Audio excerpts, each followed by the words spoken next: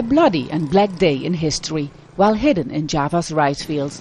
Most Indonesians don't know about the massacre that took place in Rawagede in 1947. Only recently has a monument been built to remind people that Dutch soldiers killed almost all of the men in this small farming community.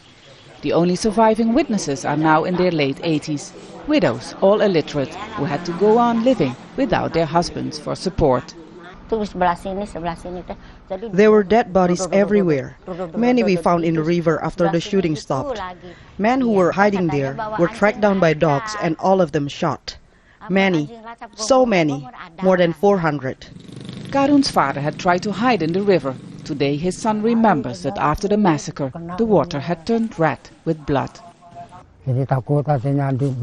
My father had left the house when the Dutch troops came because he was afraid it would be burned. He was hiding here in the river under these leaves when a bayonet pierced his skull.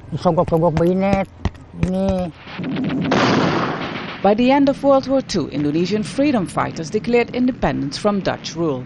By then, the Dutch had colonized the Dutch East Indies for more than 300 years. The Netherlands responded by sending in more troops to put down the independence movement.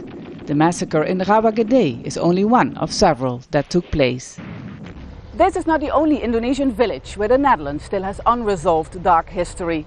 The case of Rawagede can be a precedent for other war crimes committed. Crimes that might have taken place more than 60 years ago, but they had a huge impact on the course of history of this whole village, still being felt until today.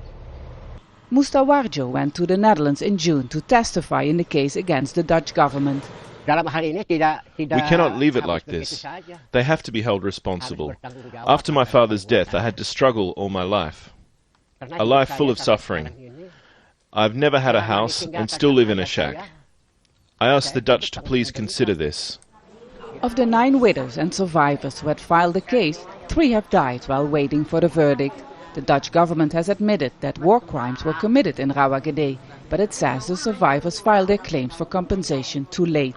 They should have done this within 30 years after the atrocities were committed, says the Dutch government. It's now up to the judge to decide whether it's justified to have a time limit on war crimes. Step Vassen, Al Jazeera, Rawagede, West Java.